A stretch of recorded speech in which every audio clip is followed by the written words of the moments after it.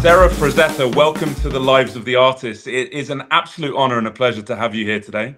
It's so nice to be here. Thank you. I'm glad we finally made it happen after a couple times. Third time's the charm.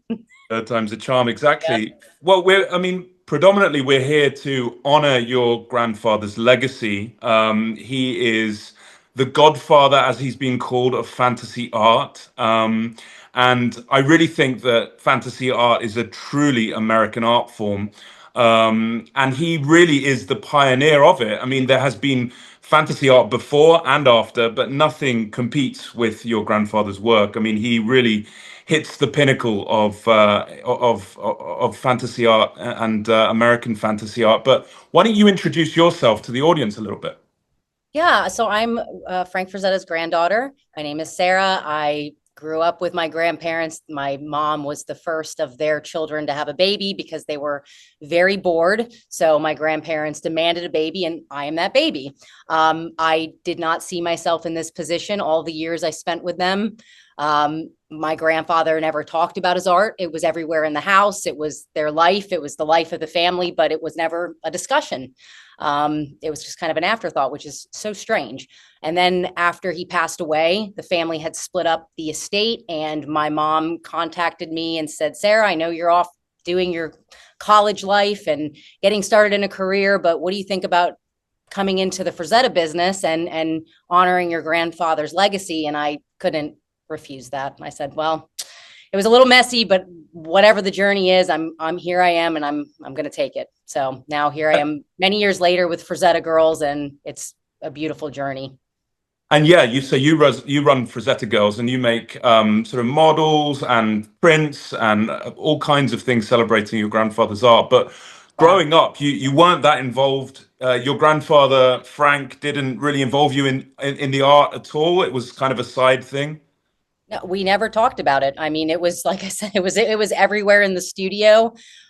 He really didn't prefer to talk about it. I actually just was recording an episode of my Frazetta Fridays the other week, and there was a story from Mark Chiarello, who's the DC editor, and he was talking to my grandpa at the San Diego Comic Con in 1995, and he came up to him, and my grandfather and him had this discussion about baseball, and my grandpa told him I was really depressed until we had this conversation. So that kind of tells you a lot. Like, he's at this comic convention, everyone's coming up to him talking about his art and his process, and I think it just overwhelmed him, and he truly just wanted to talk about either women, nature, cameras, or mostly baseball. That was, and I had no interest in baseball, so we didn't discuss that.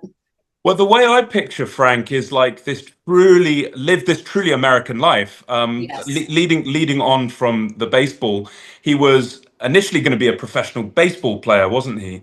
Yep. And he kind of lived this amazing life where, when I think of America and I think of people that really live the American dream, they're free people. They're the most free people in the world. And Frank really, for me, symbolized that. I mean, the guy was going to be a professional baseball player. Then he became like an absolute prodigy in art, and really pushed the boundaries with a fantasy art, which is I think, a truly American art form. And he just lived this incredibly free life. But is that kind of interpretation that I'm seeing through my eyes? Would that be fair? Would you say? Oh, he was so free. I mean, he went to bed at 2 in the morning, woke up whenever he wanted to. Together, I mean, of course, we shared our love for art, not in the form of his artwork, but we watched films, very American, right? I mean, very well, it's not American, it's global, but American films. And we watched them like Disney's Fantasia. I would say together at least 500 times. Like, Wow.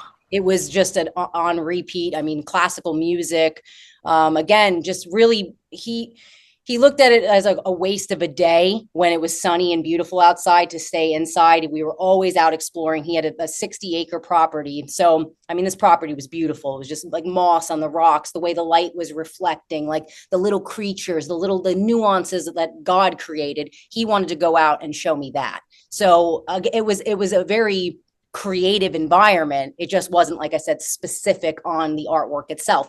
And that was, I think, mainly when, he had a discussion, a advice for other artists, and this was done by Writers of the Future. And he talked for about 7 minutes on his technique, and it wasn't really so profound. It was basically shapes and composition and how things come together, finding things that are interesting, and that was really it. Like, and people wanted him to really elaborate and say, well, how did you do this? And he would just kind of say, I don't know.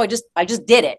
I was just talking to my mom about my grandfather and how he would talk about art, and because she had more time with him, obviously, and had an interest in learning art. So she asked him a few times to do some lessons with him. And she said it was so frustrating. He just did not know how to teach at all. He would just say, well, just do this. And she's like, what is this? What does that mean? So even when it came to highlighting or using like the darker colors to bring out like a brilliant light, he didn't care. He didn't want to do that. It was just so natural to him that I think it just was.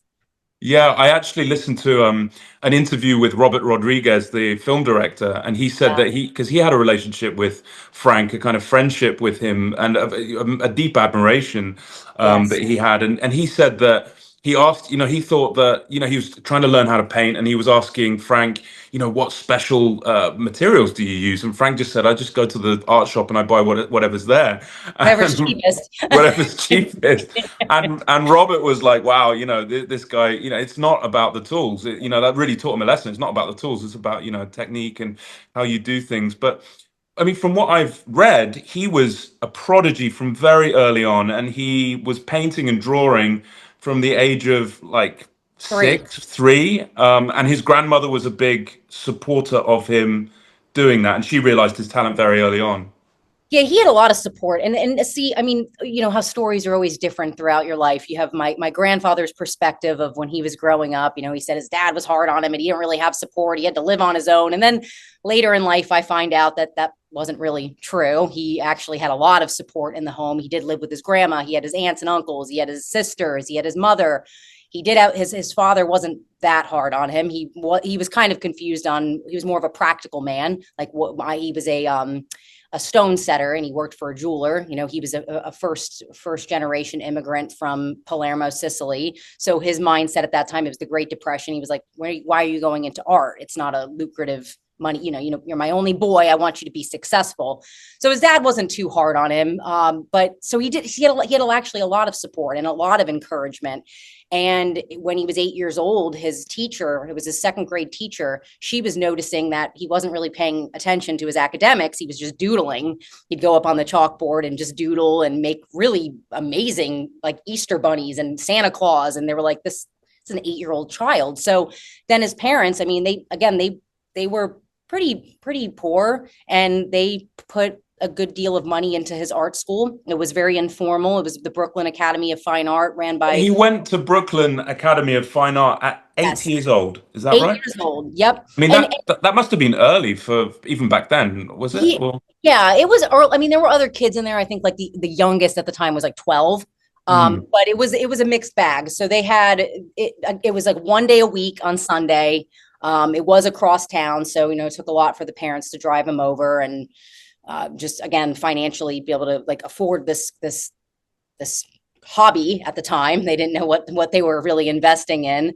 But yeah, he went and he did. I think it helped him a great deal. It got him into more of a formal training. Even though it was one day a week, he was doing life drawings. He was doing still life. And Michel Falanga, he was a very renowned artist. His art was selling for good money. He was working at a institute that I can't recall the name right now, but in New York City. He had a falling out with them, and then he opened his own academy in Brooklyn. So he was from Italy. I think he was from maybe Milano. I think Milan, the northern Italy. And, when Frank, my grandpa got a little bit older, 14 years old, he wanted him to go over and get more of a fine art under background. Because my grandpa was so interested in like Tarzan, and he grew up with Hal Foster, and that's like you said, he wanted to go into that fantasy, that the American art. And Falange was like, no, you're too good. You need to do like Renaissance art. You need to do this kind of style and fetch very high numbers. And I don't know what would have happened with the trajectory of his career if he had gotten to do that trip. But Michelle passed away a few months before their planned trip, and that never happened. And he actually never left the United States in his whole life. Oh, really? So Frank No, never traveled to Italy or anything like that. It's no, interesting that you say that, a lot of these people were Italian Americans, because I really do think that Frank inherited some of that Renaissance, kind of the visual mastery that the yes. Renaissance, Italian Renaissance art has, and also just the power of it, because, his fantasy paintings are very, very powerful, and he clearly had the visual language from somewhere, and I really think he inherited some of that Renaissance sort of mastery in a way. He did, and he joked about it, but who knows? It could be true. He said maybe it was some from a past life. He's like, I don't know how this happened. Maybe it was a past life. And I'm like, hey, you know what? I'm open to any of those ideas. But I do, of course, Michel Falange, because he was so into the Renaissance art and he was a fine artist. He showed him a lot of that beautiful art that you need to see. Yeah. And because he had great mentors, he had John Gunto, who he later worked with when he was around 16 after Falange passed away. And then he had Roy Krenkel. Roy Krenkel was he was an art, I could say, an art historian. He knew about everyone. He was very well read. He was well traveled, and he introduced my grandpa to like Norman Lindsay and so many other artists that he said, look, you can look at.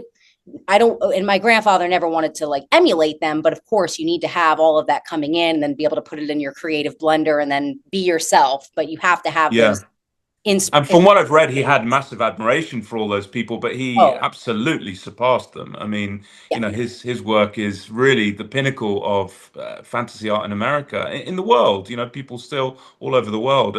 He must have a very strong, loyal base of fans that you still hear from and come to the Oh, museums, and they just they adore his stuff. they adore him. They really do. And it's like what's incredible to me, because like I said, when I was growing up, I had no idea about any of this. Like, but I have a book on my shelf right over here, Tech Noir. It's Jim Cameron, like one of my favorite film directors. I mean, many people's, and he has many four sections in there about my grandfather and how when he was a child, he started going over the Conan man ape and creating his own Neanderthals pieces because of my grandpa.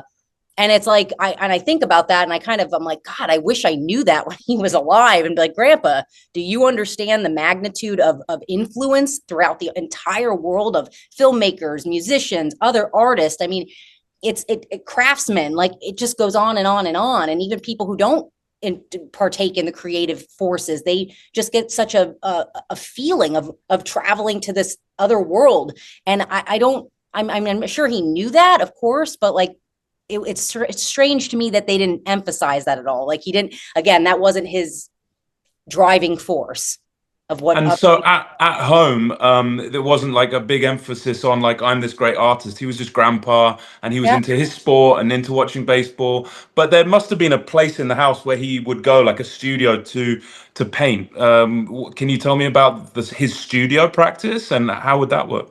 Yeah, so well, my mom said when she was a little girl, because again, she was born in 63. So, she was in the house when he was painting his Conan paintings and all the other pieces. I was born in 1988, so he had health issues by then. So it wasn't like that. I couldn't watch him make those masterpieces. But so my mom said when they were little, he would just paint right in the sunken living room of the house. And, there'd be chaos going on, animals running around, the kids have friends over, there's music blaring, a baseball game on, and he's just sitting in the middle of the house painting.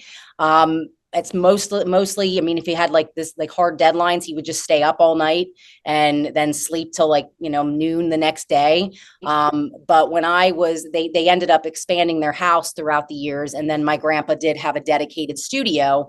And this was kind of like this was his new home. My grandparents, after 50 years of marriage, he had to have another wing to the house because they could not stand each other. So my grandpa was always in the studio. My grandma was always in the kitchen or up in her part of the house. And so I would come into the foyer and my grandma was like, go say hi to you. She always, like, as much as they hated each other, they loved each other. It's a long marriage. I don't have to explain that, but Yeah. she would always say, go say hi to your grandpa. And I'd show a Boston accent and I'd run down the staircase and there would be my grandpa. I'd be sitting on his, like, I think it was a cheetah print couch or a tiger print, some animal motif. It was always like these African pieces all throughout their home. And he would just light up when I turned the corner and, there I am, his little friend that he could just project everything into and Oh, teach wow. me his ways. And it was a beautiful studio. It had all windows everywhere. So you have all the natural light. His property, like I said, it was beautiful. So all of the big pine trees, and he would just be looking at that all day. And then he had this giant TV where he'd watch his baseball games, and he had the old Nintendo 64, the original Nintendo where you had to blow on the I cartridge. remember. Yeah. So by that time he had a nice studio and he Oh had yeah. art all around the house, I guess. But you're It saying was in piles everywhere. Like, I mean, very informal. Like I said, like the art has some sort of like magic on it. I mean, because I know in so many collections, right, they're like, so the white gloves, and it's like a curated experience of like moving the art from one piece to another, like one place to another. But my grandpa, like, they almost lost Sea Witch. It was over a fireplace and it almost burned down. I mean, there were so many stories of the art almost like just dissipating from one thing or another. And like I said, they were just very casual with it. It was kind of everywhere. I mean, after they passed away, the family members were just finding things like in various places. They're still finding things in the house. Like, so yeah, it was just it was very casual. And how much of Frank's work does the family still have compared to what's been sold? I mean, how much is out there that is owned by collectors, and how much is still in the Frazetta museums around America? Well, so my grandparents, I did an episode on my YouTube about, it's called Collecting Frazetta. And it really spells out like where and how and when when the selling began. So, I mean, they were selling, my grandpa always held on to the pieces that he really loved. Of course, sometimes he would sell a piece and then my grandma would get very upset about it because she loved that piece. So then he would replicate it, or they would buy it back, trade it back, as collectors do.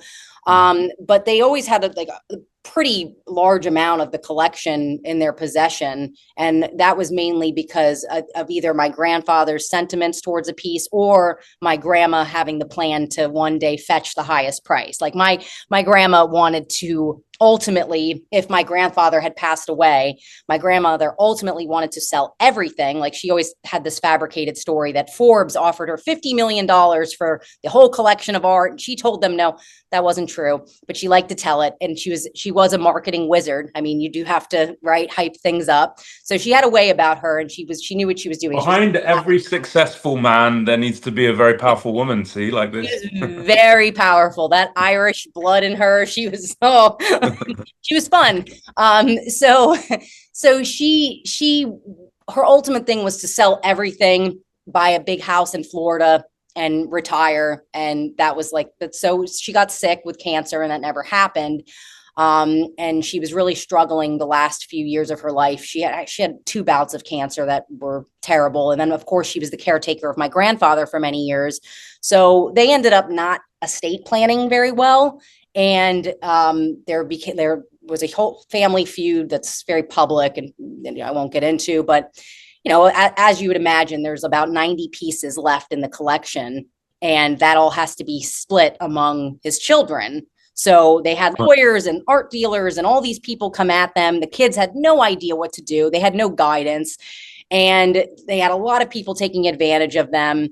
And then here I am, a 21-year-old kid, and they're like, you're a peacemaker. Do you want to split the rest of the art for us? I'm like, what? I don't know the value of the art. But it all worked out. I split most of the art amongst the 4 kids, and most of them have, I would say they all have pretty much they've sold them, but most of them have some of the art left. Lucas has a big collection that he's going to be sharing in his museum out in California that opens next year. George, we're talking about George Lucas. George Lucas, yes, he has a. There's a lot of collectors. I mean, I find there's a collector. How many pieces does George Lucas have? I'd say he has at least 15 pieces now. I Oh can't, wow. yeah, Robert Rodriguez, the director as well. He has a few, doesn't he?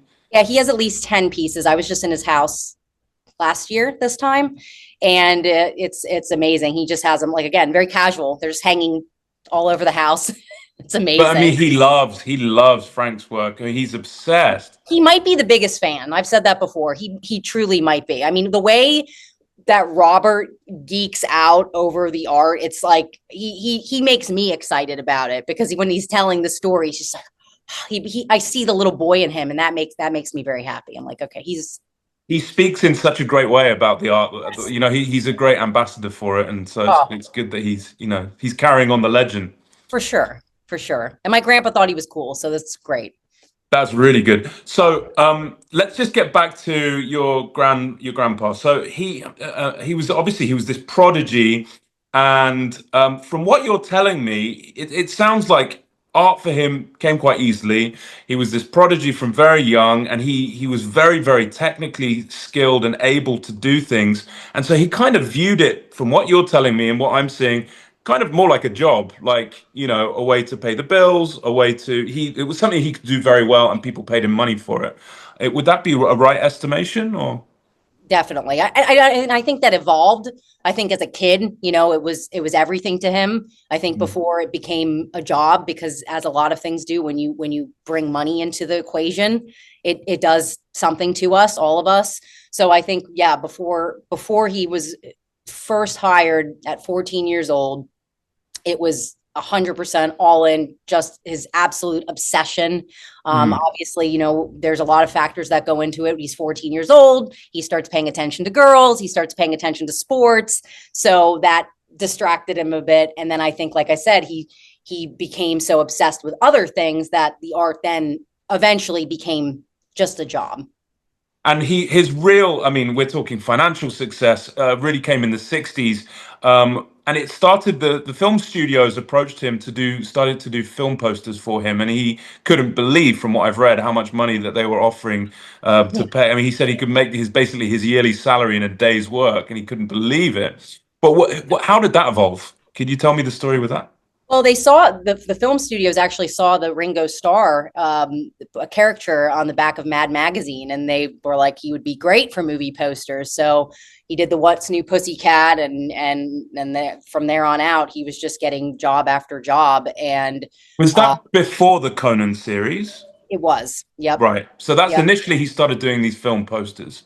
Yep. I mean, he was at the time he was doing he was working for Ace, doing the Edgar Rice Burroughs paperbacks.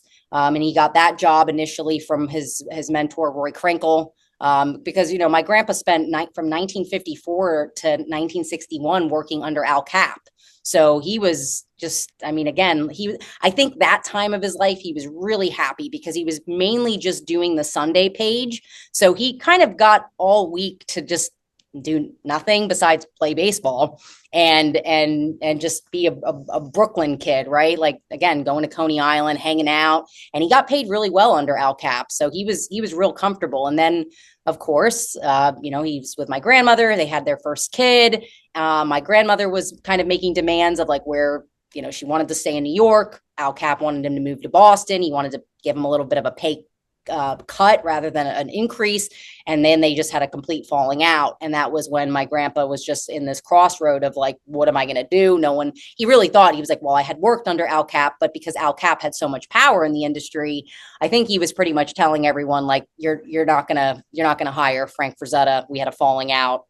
And so he was struggling for a bit. So he fell out with El Cap, and he was struggling for a little bit. And then how long until the film studios came knocking? It was only within 2 years, which felt like a lifetime. I mean, Right. again, because Yeah, he I'm had a sure. child, and he was doing various girly magazine illustrations, not enough to pay the bills. They were really struggling at this time. But like I said, Roy Krinkle was such an amazing friend. Roy was a bit slower. I think it was part friendship and then part of Krenkel's technique. Krenkel was very slow, and he was overloaded with so many paperbacks, and he was just like, well, this works perfectly. Frank, start picking up some of my load. And then, of course, like after the first, the At the Earth's Core, And paperback how cover. did he know Krenkel? He knew Krenkel through working at El Cap. Frankel, they called themselves the Flegel Gang. They were just, I think they all just became friends through not necessarily like working together, but like just living in the area. And then And like, that was a New York sort of art community, was it? yeah, that was in Brooklyn specifically. Oh, that's amazing. So he sort of fed him like paperback work and things like that. Is that right? That's yeah, and that's how it all started for him. I mean, really, we I'm doing it now, but for a long time, Krankel did not get the flowers that he deserved. I mean, it was we owe a lot to Krankel for how Frazetta became Frazetta. A lot. Yeah, I mean, that's really sweet that you say that, but I think that Frank is just so talented that he would have come up somehow it would have happened, you know? He had a Uh, lot of people pushing him though. yeah. My grandma would say it. She'd call him lazy all the time, and I would just, Grandma, what are you saying? And she really had to push him. He missed so many deadlines. I mean, we just posted the Dusk Till Dawn unused movie poster, and everyone's like, "Why would they not use it?" I'm like, "Because he didn't turn it in." Oh, He never that's hilarious. always missing deadlines. He was so casual about everything. So he really did need to be pushed by a lot of people. And sometimes that's just the way it is. It's like the great paradox of life. Like, how could this person have that much talent and not want to just, I mean, his collection, if you think about, I mean, I think there's like 110 oils in his collection. I haven't counted all of them. I need to do that. I need to do my due diligence. But in terms of his career, it's a very small amount of drawings and paintings, and that's just simply because he'd rather be doing something else. Which I'm like, It's imagine how many incredible. we could have. It's incredible to hear this because you know he is just it's such a definite it's such a Frank Frazetta style. I mean, people copy the style. It's so defined. He seems so confident with his brushwork and his technique that you know to hear it like you know this is just a very interesting perspective, a very interesting insight. Is that how him and Robert Rodriguez came to be friends? Because he reached out to him and asked him to do the film poster for Dust Till Dawn? Yeah, Robert had, I guess Robert wrote a few letters. And it was actually my dad who found one of the letters thrown away. And my dad was like, "Are you going to respond to this? This is Robert Rodriguez." And my grandpa was like, "What?" Like, again, like, what am I supposed to do? And he's like, "You need to reach out to him." And he's like, "Oh, okay." So again, very nonchalant. Oh, someone's contacting me. Same thing with Clint Eastwood, right? Before the Gauntlet poster, he called and either my grandmother or one of the children hung up on him and they said, "Oh, that's not Clint Eastwood." They hung up on Clint Eastwood. I mean, and then he called back and he's like, someone just hung up on me, which again, it makes him like so much cooler, right? He was so casual about everything that it's like, Yeah, and I'm getting back to this theme of freedom as well. He just seemed like yeah, a free spirit, like it was yeah, just like going with the wind. And okay, if I need to do it here, then I'll do it here. But yeah, like a truly free spirit, artistic minded, free spirit. Loved, you know, just loved life by the sounds of yeah. it. He loved life. He's like I think I'm going to use that more of a true free spirit because I've never described my grandpa like that, and that's so well put and simple. Yeah, he just seems like I mean that's the impression that I get when I think of Frank's life. He's just like he had this artistic spirit, this free spirit, and this really truly American. I mean, I get this sense of really being American because he just loved baseball. And when I think of baseball, it's like the truly American sport. It's the original like American, it's the oldest American sport. So I get this real sense of this truly American life that he lived. But it's just a fascinating insight to hear the you know the background of him like struggling with deadlines or maybe not bothered with deadlines. Yeah, Um, yeah, not bothered. Well, he wasn't and motivated by money. I mean, he really wasn't. He was a real simple guy. but Um, again, freedom, like you know, yeah, he's too free to be captured by money, like you know, yeah. or Like the enslaved by it. Right. He liked the bartering system. Like, right. If he could ultimately just barter, I mean, that's what he was doing later on in his life. And a lot of fans were banned from the house because they would take the opportunity to bring in a camera and say, "Oh, you know, Frank, this camera," and tell him all about it and be like, "Now I'll trade you it for this ink sketch that you have here." My grandpa's like, "Done." And my grandma would come around the corner and be like, "What are you doing?" So yeah, I think my grandpa, his true free self, would have loved to just have like a barter system and you know what That's hilarious. Never paid a bill in his life. Too much of a free spirit. Exactly. He would have paid for everything with the barter system. Just done Yep. a quick sketch and sent it off. But Yeah.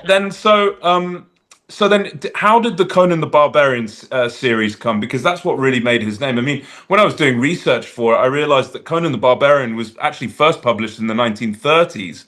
And it really didn't sell very well. But then when it was republished in the 1960s and it had Frank Frazetta's artwork attached to the republication, it was a bestseller. That must have completely correlated with, the artwork being on the front cover and just being captured by the artwork of Conan the Barbarian that Frank did. Oh, definitely. I mean, that was what made him arguably famous. I mean, Hmm. it were the first Conan the Adventurer cover, and it was really the editor wanted a Doc Savage like James Bama look. He was like, it has to be something like this because that was an iconic cover. And then they found Frazetta and they Lancer, and they said, get us some prelims going. And it was funny, the first cover, there's a Roy Krenkel story with this. Of course he did his rough work as usual. He wasn't he turned in his first piece. They were all excited. They were like, this is going to change the course of history. This cover is amazing.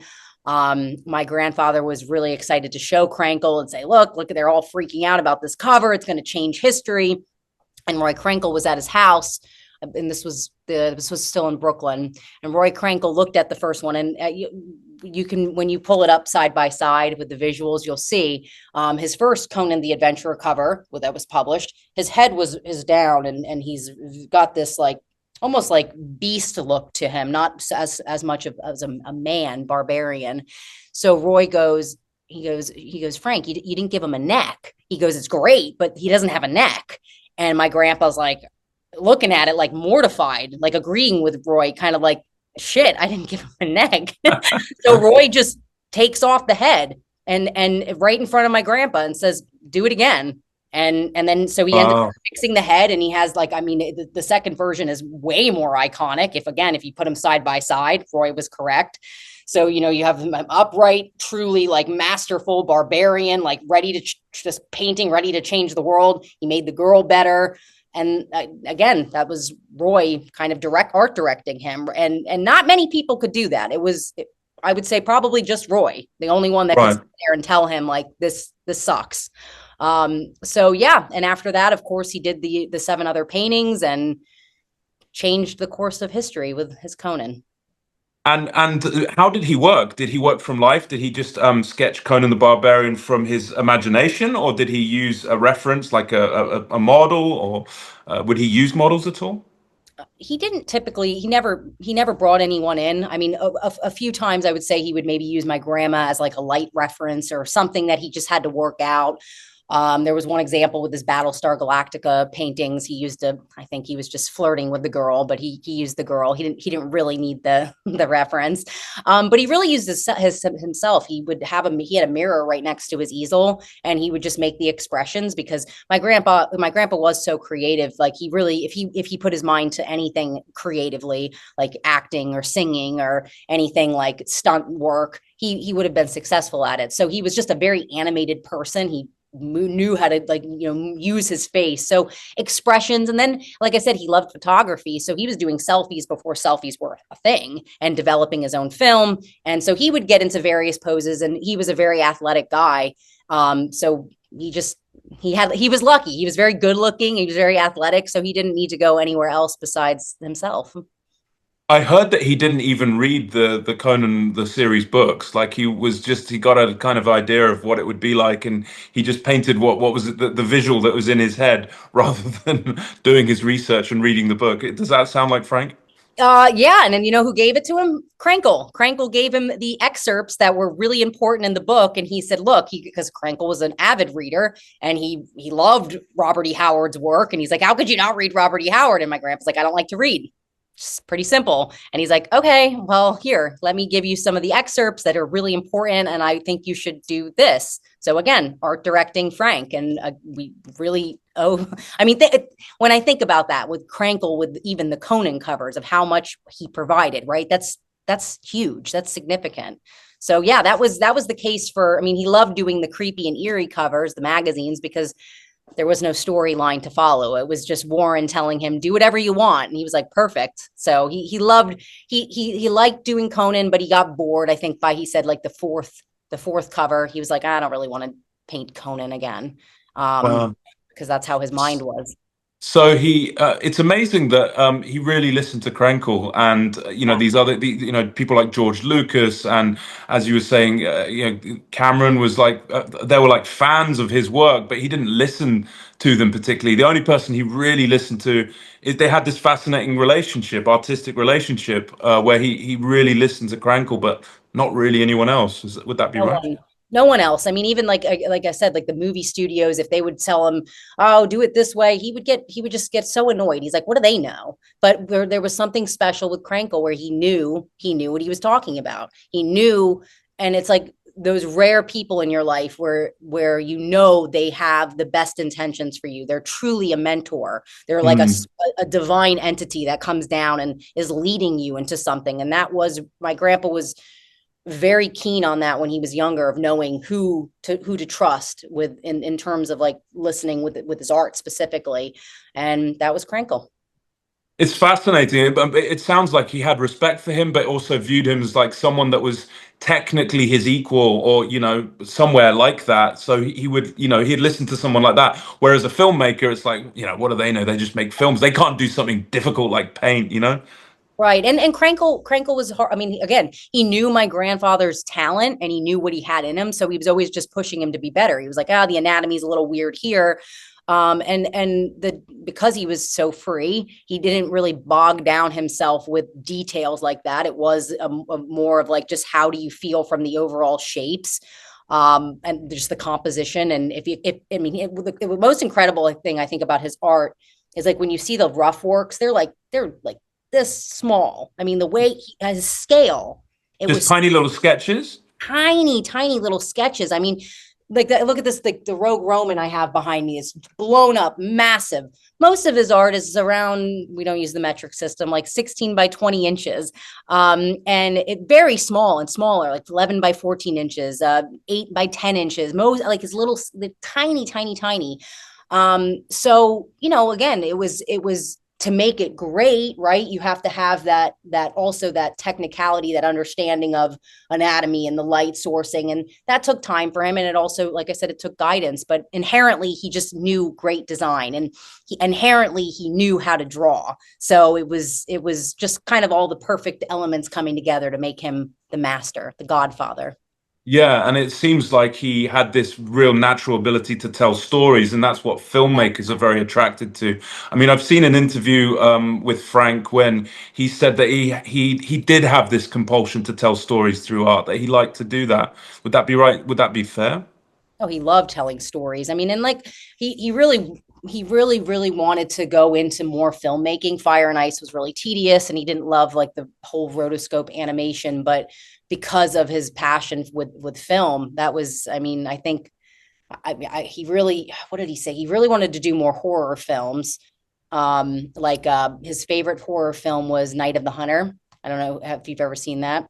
And Um, Robert Mitchum, like he was obsessed with Robert Mitchum. I think he wanted, okay. if he could have lived like a parallel life and he could be anyone, it would be Robert Mitchum.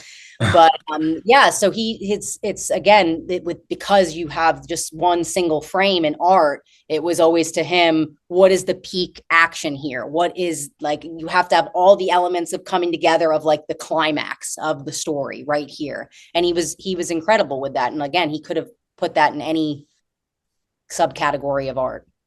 Yeah, I mean, like really, that's what really, really high level Renaissance artists were doing. I mean, Caravaggio's an example. He gets these like high level moments of tension, or, cinematic kind of, like the crescendo of the moment, and he paints that exact moment. And that's Yeah. what Frank does in his art, and just captures these incredible, yeah, moments, like you said. Yeah, it's incredible that the influence that he's had on filmmakers and filmmaking, and still people love him. I've got one more question which I was really interested in. Death Dealer has become a mascot for the U.S. Army Corps. How did that come about? So that came about with my grandfather's son. Apparently my grandpa didn't, I guess, know it was happening. And I don't really know a lot of the details. I know it was dramatic. I think my grandpa, like in hindsight, was like, "Oh, that's great," but he wasn't as American as he was. He wasn't so much like patriotic.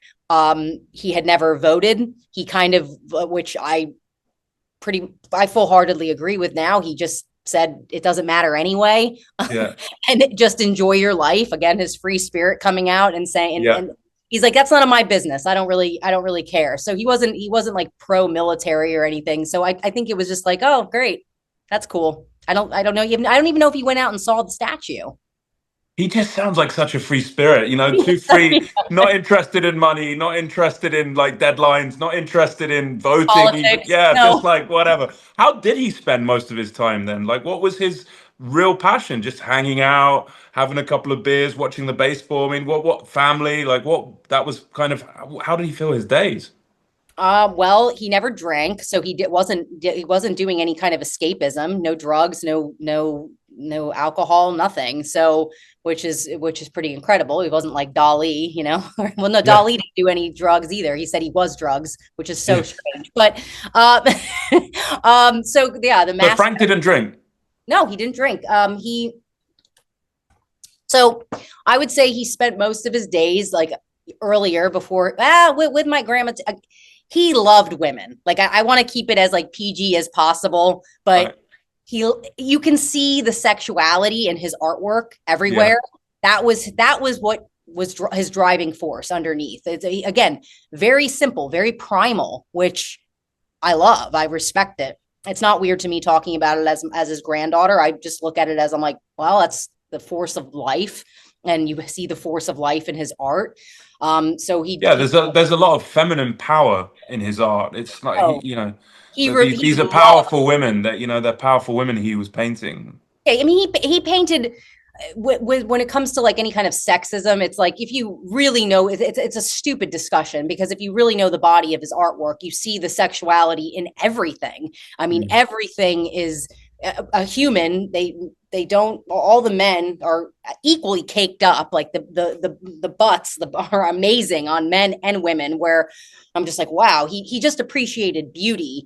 And so yeah, his time spent was early on a lot of girlfriends. He just, and he loved to ride his motorcycle. He loved airplanes. He loved again sports. He loved just hanging out with the guys. I mean, he was just very active. He would climb poles, and he wanted to be like Tarzan when he was young.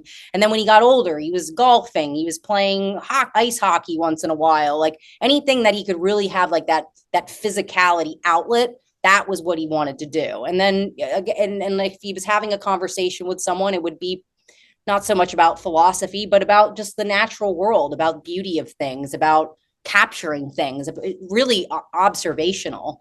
That's how I remember him. And like I said, movies he loved, and I don't think he was watching as many movies when he was younger. Again, like there has to be kind of a divide of understanding who Frank was because of like when you go through something like horrible with his health, like with your health, like he did in his 50s. He was diagnosed with Graves' disease. So he was undiagnosed for like 8 years. I mean, he lost like 50 pounds. He was going to be put into a mental institute because the doctors back then didn't know how like the thyroid worked, and he couldn't speak. He couldn't think of like nothing was coming to him. His art was basically void from his mind. He couldn't go out and play sports. He was very ill. Then they got him on medicine. They took out his thyroid and put him on Synthroid, and then he was back. And then a few Mm. years after that, he had a massive stroke. And then from that time, 1996 up until 2010, when he passed away, it was just continuous strokes. And he was very much greatest generation, where he was like, I don't want to take my medication. I don't want to have my oxygen tank. I don't want to squeeze this damn ball to get my right arm working again. So he kind of, I think, fell more into a depressive state, where it was like, God, everything that he loved so much was taken from him. He was just like kind of Mm. confined to the house. And I think then his escapism became the movies and, his grandchildren. And he was able to find passion through other like ways of life. But when he had his health, man, it was just being in nature. It was being outside, being physical, being a human, being Yeah. having the life force going through him. And I just think that's such a beautiful life of kind of keeping it simple, right? Like it's And so he wasn't painting much, but just a couple of years before he died, he wasn't painting that much. it really frustrated him. He did some left-handed work. He was actually inspired by Ralph Bakshi, the one he made, the film director that he made Fire and Ice with. And Ralph was a real Brooklyn guy, and he goes, "Oh, Frank, come on, it's your mind. You can do it with your left hand." And my grandpa's like, "What?" And then he goes, "You can do it with it's just a hand. Just use your mind. It's the mind." And he was like, "Okay." And then he's, because he was very competitive, he's like, "I'll do it." So it wasn't anything like his right-handed artwork, but it was still, I mean, profound, because most people could never do what he did with his left hand with their right hand. But he did, again, it was so frustrating for him because he had the stroke just took everything from him. I mean, Mm. he was limping. And, you know, the beautiful thing about it is, as much pain and everything he would go through, he never complained about it. I mean, I have all kinds of ailments now, and I am just bitching all the time. And I think about my grandpa, and I'm like, he never complained about it. I need to get tough and just deal with it. And that's how he was. So it was a beautiful life. Wow. And so you carry on his legacy with Frazetta Girls, and can you tell us a little bit about that? Yeah, well, I mean, we just keep we I want to do everything with Frazetta Girls that my grandparents weren't able to do during their life. So everything that they had kind of sitting there sizzling, hoping that something would happen, and it was usually through other people. And of course, as I get older, I learned that if you want it done the right way, you're going to have to do it yourself. And if you want it done fair, you're also going to have to do it yourself, and that takes an extraordinary amount of time and effort. And so we're, we're just, our whole thing is to be very independent, like my grandparents. And we took on like making our own action figure line a few years ago. We had no idea how to make an action figure, and we were like, you know what, like, to get the sculpts, like, you can only go so far when you're putting it in someone else's hands, and you can't be that nitpicky when it's their money on the line. So we're like, we need to invest, we need to have the vision. So that's kind of the same with everything we're doing. We just opened our own publishing company now, the Frazetta Girls Publishing. So we're going to be making we just released the Fine Lines book, which is our first art book in our publishing company. So yeah, everything we're doing, we have very, very big goals. And I do believe in my lifetime I will reach all of them. And it's been frustrating and like really, really incredible in an equal amount. And I think that's like the point of life, right? It's the balance of everything. And I always kind of come back to like, what would my grandparents do right now, right? Like, what would they want? So we're just always trying to be better and curate it in a way of like brands that we grew up on. I'm very influenced by like Japanese brands, and a lot of even like hip hop culture that has like gone into like currently like Pharrell Williams, like at Louis Vuitton, and like all the things that I grew up in, like having like this sense of like cool, right? Like edgy. So we're bringing that into how we market for Zeta. Yeah, to bring it to the masses. Exactly. And it's like, so it's really cool to see, of course, like everything is Frank.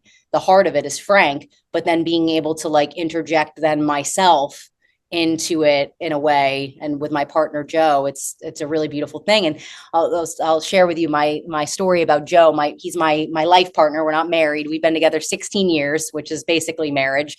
But he met my grandfather right before he passed away. And Joe is just like this patient, sweet, focused, disciplined guy, like someone that I really needed. And I was like forever my grandfather's, like, the apple of his eye. When I came in the room, he would just light up. And then when he met Joe, I became an afterthought. And I was like, what? So it's because Joe would sit with him and go over like the details of a camera and watch his documentary over and over again with him, and was a great listener. He still is. My grandfather, I'll never forget it. He looked over at Joe, and there was a lot of fighting going on in the family. I hadn't taken over. I hadn't stepped into a business yet with Frazetta, and he looked at Joe and he goes, "Why don't you do something with my art?" He goes, you have the perfect like demeanor, you would be great. Like, you need to take the art and do something." And Joe, at the time, he's like 20. He's like, "No." He goes, "With all due respect, Frank, absolutely not." And then here we are in 2025. Joe's been with the company now since 2017. And I always think about that. And I'm like, God, like fate, right? Like how, Yeah, it was meant to be. yeah, I look at it. Joe is like, we're best friends and we're perfect for each other. But I look at it as like a bigger thing of for my grandfather, we came together, and it's mind blowing. It's fate. That's incredible. I heard a podcast with Robert Rodriguez saying that he was looking at potentially making Fire and Ice again. How much is that true? Well, it Or was true for a while. And then because of political movements I found this out not too long ago, political movements in 2015, 2016, the studio didn't want to touch it. They were like, this is we don't want scantily clad women and, the damsels in distress. So they pulled it completely. But I'm close with Robert and we talk about it. And I think he would just be, it would be very fitting for him to do something. I don't know in what capacity, but we're, like I said, full steam ahead on making Frazetta's art come to life in different ways. So of course, he's a big support. oh, yeah. And Robert, I have to give so much to Robert in the beginning of my grandfather and grandmother they were merchandising, and like I said, they were making like vintage posters and like beer steins, and I thought it was okay, like some of the statues, but it wasn't like, for me, it wasn't like, oh my gosh, like, yes, I want to continue on with this merchandise. This would be cool to sell. It wasn't so inspiring to me. But when Robert came along, because Robert had the film rights, and he started making these like gorgeous giclées with like as simple as like a black border. So then the art would really pop. It wasn't just a standard white border. It wasn't just like, it was a little bit of innovation. He started putting the Frazetta signature on a trucker cap, and the way he did a full sublimation t-shirt. So it was like a crazy looking shirt with the art everywhere. Like you're just a walking piece of art. It was crazy. And it was cool. It was like, this is cool. So Robert was one of the driving forces for me to be like, okay, well, I could take this and work with Robert and feed off of him and then expand from there. So I have to thank Robert for putting that fire under me. Wow, he seems like a real creative force, a lot like your grandfather in a different way, but He's he free seems too. like It's yeah, cool. he Yeah. seems like a really creative force, Robert Rodriguez, and he's very inspiring. But yeah, I mean, Frank is just such a legend. He's such an icon of, like I said, I really truly think that American fantasy art is a truly American art form that Frank hit the pinnacles of, and people still try to copy his style. And he is the godfather of fantasy art. And it's been so fascinating talking and hearing all these inside stories and these family details. I thank you so much for your time, Sarah. It's been really Thank wonderful. you. This was so fun. Thank you so much. And yeah, I look forward to speaking again another time. So best of luck, and I thank you again. Thank you. Bye.